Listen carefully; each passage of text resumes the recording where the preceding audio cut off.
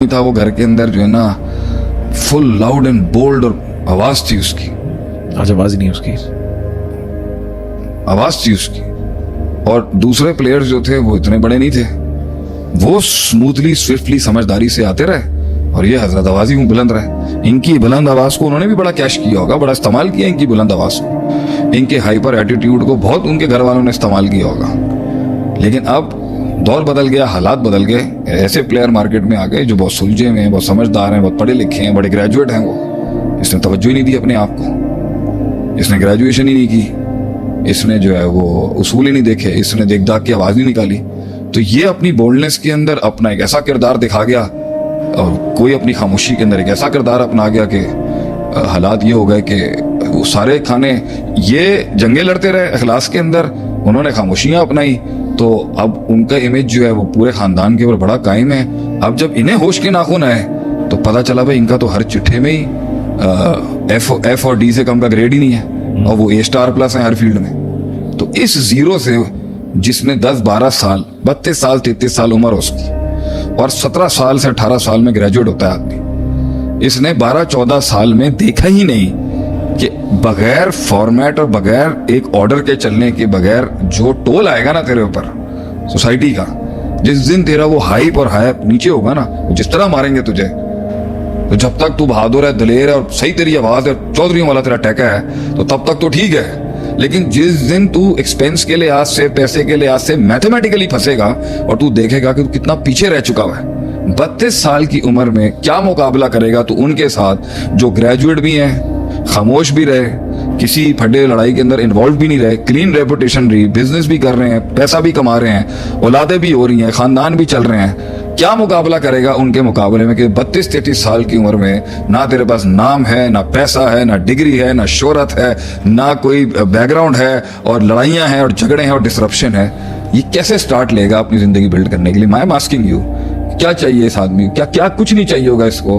और मुकाबला किसके साथ है? वो जो हर लिहाज से क्लीन और the good boys and the क्या मुकाबला करेगा ये? क्या हिम्मत चाहिए होती है कि भाई मैं 32 साल की उम्र में एक इंसान सोच रहा है कि मुझे संभल के चलना है। आप तो संभल के भी आप चलेंगे ना तो भी आप नहीं करेंगे कि वो 5 साल में पीछे रह गए, वो 5 साल में मजीद 10 साल और आगे होंगे। सही। जब इंसान को ये लड़के अक्सर जो है ना, अक्सर लड़के अपनी 20 से 30s में वो जो बड़े होते हैं ना, बताओ मेरी ये सारी मेरी एग्जांपल है ना, यहाँ पर मैंने इशारे में अपनी एग्जांपल दी है कि मैंने 20 से 30 मैं तो कहता हूँ ना 20 से 30 के किसी ने मुझसे पूछा ना कि अगर आपको पीछे जाना पड़े लाइफ में तो क्या आप उस शेख आतिफ को आप क्या एडवाइस करें? मैंने कहा मैं बात ही ना करूं उससे, मैं उस आतिफ से शायद बात भी ना करूं जो 20 से 30 साल के अंदर वो कर रहा था बैठ के। जिस लेवल की सोच और फिक्र अल्लाह ने हमें आज दी है, मैं शायद उस आदमी से बात भी नहीं कर सकता था और वो भी शायद मुझसे बात नहीं कर सकता था। वो इस लेवल की मेंटालिटी पे खड़ा हुआ शख्स था। लेकिन मैं उसको सिर्फ एक बात समझा सकता था कि काश कि लौ तालमूना मालमू, कि अगर जो नबी सल्लल्लाहु अलैहि वसल्लम के अल्फाज में यही सुनाता उस आतिफ को, 20 साल वाले उस आतिफ को 30-32 साल वाले आते थे कि अगर तू वो जान जाए जो मैं जानता हूँ, लज़हिक तुम कलीला वाला बकी तुम कसीरा, तू हंसेगा कम और रोएगा ज्यादा जो तू कर रहा है। तो पॉइंट ये इन्हीं हालात के अंदर बेटा उसको जो वो छोटे से स्टार्ट लेना है ना, टके की उसकी डील्स होंगी, टके के बंदों के साथ टके के उसके काम होंगे, रुपये के भी नहीं होंगे। इसके अंदर जो दर्द है, जो सीना चिरेगा, जो अपनी एक ग्रैंडियोसिटी में जिया हुआ शख्स होता है, जिसने कभी शान देखी होती है, ऊंचाई देखी होती है और वो हम्बल होता है और जेन्युइनली हम्बल होता है, वो खामोशी से कहता है कि मैं ठीक है, मैं जेन्युइन तरीके से आऊंगा, वो दर्द दुनिया में कोई नहीं समझ सकता। जहाँ पे आदमी अपने आप से ही अपने पास से ही कंपेयर कर रहा होता है, अपने रूट से, तो बात भी मैंने आपसे कहा ना, वो चुप हो जाएगा। वो चुप इसलिए होता है क्योंकि दौरे हाजिर के लोग तो उसे समझ नहीं सकते। जो उससे आगे निकल गए ये उनके लिए रेलिवेंट है, जो उससे पीछे हैं ये उसकी बेइज्जती है कि उन्हें उन गलियों में जाना पड़ा जिन्हें वो छोड़े उसको 8-10 साल हो चुके। तो वो चुप हो जाएगा। वो खामोशी इसलिए उसने अपनानी है क्योंकि इधर बोलने का अब कोई तुक नहीं बनता, ये उसने काटनी है। और उसे लोग ऐसे छोड़ के गए कि ये सोच के नहीं छोड़ के जाते बुरे वक्तों में, ये इन वक्तों में लोग ऐसे नहीं छोड़ के जाते कि शायद याद होगी, ये आपको कंप्लीट नलिफाई बोलते हैं। आपको ऐसे हालातों में जब लोग छोड़ते हैं ना आपको, ऐसे नहीं छोड़ते कि 10% आपकी याद भी हो। तलाक बायना होती है, वो प्योर होती है। आप जिस दिन यकीन नहीं आ रहा यार, वाकई बिल्कुल ही निकाल दिया जिंदगी। हाँ बिल्कुल, ये आप उसमें भी 4-6 महीने लगते हैं लेकिन आपको वो बड़ा जबरदस्त अंदाज से सीखने को मिलता है कि आप टके के भी आदमी नहीं है उनकी जिंदगी में। वो चले गए आपको छोड़ के, आपकी कोई औकात नहीं, हैसियत ही नहीं आपकी। इस जवाल के अंदर ये एक मिसाल भी देता है ना, फॉर एग्जाम्पल अगर आप आज किसी का इंतकाल हो जाए, और वैसे तो ये मुमकिन नहीं है कि बंदा कोई वापस आ जाए, लेकिन लेट्स सपोज कि 2 महीने बाद वो बंदा वापस खड़ा हो जाए कब्र से और वापस दुनिया में आए, तो वापस कब्र में चला जाएगा वो। सब आगे निकल चुके हैं, everything is going forward. It doesn't matter. उसके सगे ही उसे 2 दिन के बाद, वो रात को अभी दफना है, सुबह दफना होगा, रात को ऑन हो जाएगी पार्टी, दैट्स इट। ये भी हकीकत है। तो इसके अंदर वो छोटी छोटी अपॉर्चुनिटीज की स्ट्रगल है, छोटा छोटा सुकून का लेवल है। और अगर उसने इधर आजी और हिम्मत, अब आते हैं सोल्यूशन पर, उसने आजी हिम्मत और मुस्तकिल मिजाजी अपना के अल्लाह के हुजूर अपने आप को छोटा समझ के, जहां वो 150 रुपये, जहां वो 10,000 रुपये उड़ाता था 1 घंटे में, अभी वो 100 रुपये के साथ गुजारा कर रहे हैं ना, और अल्लाह को कहता है कि मैं राजी हूं, मुझे कोई गिला नहीं है मेरे रब तुझसे, बस मैं तुझे बड़ा मानता हूँ। मेरी गलतियां थी, मैं मानता हूँ मेरी गलतियां थी, मैं मानता हूँ मेरे फैसले गलत थे, मेरा मिजाज गलत था, लेकिन मेरी नीयत गलत नहीं थी। अल्लाह मेरे ऊपर आ गई है, कोई मसले की बात नहीं है। इन्होंने तो दिखा दिया जिन्होंने दिखाना था, लेकिन तुझसे मैं पूरी उम्मीद हूं कि तू संभालेगा इंशाल्लाह। मैं तू मुझे 1 लाख रुपए से 100 रुपए पे लेके मैं अगर आया हूँ, तू नहीं लाया, मैं ही आया हूँ, जो भी फैसला मेरे लिए मैं कबूल करता हूँ। मेरे जिस्म को तकलीफ हो रही है, मेरी रूह कांप रही है, छोरे मैं देख रहा हूँ, मैं बड़ी कड़वी जहर के प्याले मुझे रोज पीने पड़ते हैं, लेकिन मैं तेरे साथ हूँ, मैं इधर बैठा हूँ, भाग नहीं रहा मैं यहाँ से। ये वो चीज होती है जो अल्लाह भी देख रहा होता है। हाँ भाई, रोज आता ही है, रोज आता है, और रोज इसके जुमले में एक बड़ा दर्द और एक इस्तकलाल और एक कंसिस्टेंसी है। और फिर अल्लाह कहता है आज भी नहीं देना इसको, चलने दो अभी इसको। फिर अगले रोज वो आएगा, फिर अगले रोज नई जिंदगी की शुरुआत नए तरीके से कर रहा होगा, और फिर एक मसनूई मुस्कुराहट के साथ खड़ा होगा और अपनी इज्जत और अपने वकार को बचाने की बहुत कोशिश कर रहा होगा, और फिर भी लोग उसके कपड़े उतार रहे होंगे इज्जत के। वो रोज उस प्रोसेस के अंदर भाग नहीं रहा होगा, बस डरेगा, भागेगा नहीं वो।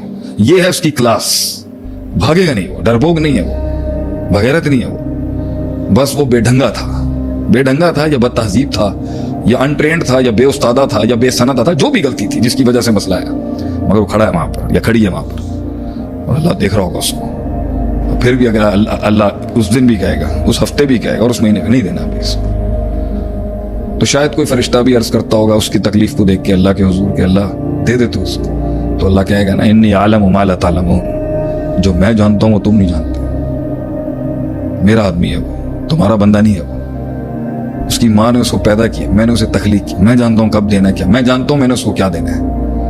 तो तुम ज्यादा इमोशनल ना हो सारे, तुम सबसे ज्यादा मेरा है वो, मैं जानता हूँ। 99 माओं से ज्यादा प्यार के मिसालें दी जाती हैं हमारे बारे में। अल्लाह अपने बंदे की रोज की काट देखता है, रोज की सिसकियां सुनता है, रातों की तन्हाई देख रहा होता है, वो सो जाता है अल्लाह तब भी उसे देख रहा होता है, जो उसे ख्वाब शैतान या उसका नफ्स होता है वो भी देखता है अल्लाह, और अल्लाह फिर भी कहता है अभी नहीं देना इसे, चलने दो इसको। ये प्रिंसिपल्स हैं अदील, एक इमाम की स्टैब्लिशमेंट के ये प्रिंसिपल्स हैं कि रब उसे लेट कराएगा और लोग उसे वेट कराएंगे। उसमें दूध ही नहीं है क्योंकि उस औरत ने खुराक नहीं खाई। सही। जो ब्रेस्ट फीडिंग मदर्स होती हैं उन्हें हर घंटे बाद खाना पड़ता है कुछ ताकि वो लैक्टेट कर सके। सही। उसकी लैक्टेशन ही खत्म हो चुकी है, उसका बच्चा भूख से बिलक रहा है और वो फीड नहीं कर सकती क्योंकि वो एक हस्ती के नाम पर स्टैंड आउट कर गई कि ला इलाहा इल्लल्लाह। और एक दिन नहीं, 1000 रातें। आप सल्लम देख रहे हैं कि ये टोल जो इन पे आ रहा है वो मेरी वजह से आ रहा है। I am behind this whole struggle we are all going through. मैंने आवाज उठाई। रोज आप सल्लम के ऊपर वो दिल पे वो टोल आता होगा कि आज जी एक फौत हो गया मेल न्यूट्रिशन की वजह से। आप सल्लम किसी उसी वादी में कहीं देखते होंगे कि लकड़ियों की छालों में बचा हुआ कुछ सूखा गूदा भी था ना, तो वो चूस चूस के देवर सर्वाइविंग एट दैट टाइम। तो आप देख रहे होंगे कि मुझे कंप्लेन नहीं कर रहा कोई, nobody is complaining to me. मेरी पूरी टीम जो है वो 0.0 से नीचे पे आई हुई है। ह्यूमन ग्राउंड्स खत्म कर दी गई हैं इनके लिए। एक गजा का अंदर मासूर किए गए लोग, एक गजा का हिसार है और एक शैब अबी तालिब का हिसार है। ये 2 टॉप क्लास हिसार हैं जो दुनिया ने देखे होंगे कि जो उधर हुआ है वो इधर हुआ था। पूरी सोसाइटी ने जिस तरह गजा को इस टाइम पर कॉर्नर करके और छोड़ दिया सबने, आप सल्लम भी कहते हैं कि वो शब अभी ताले के नहीं, ये मंजर से आपको वो मंजर याद आएगा कि कोई हेल्प नहीं है। जो कोई खाना लेके पहुंचाने की कोशिश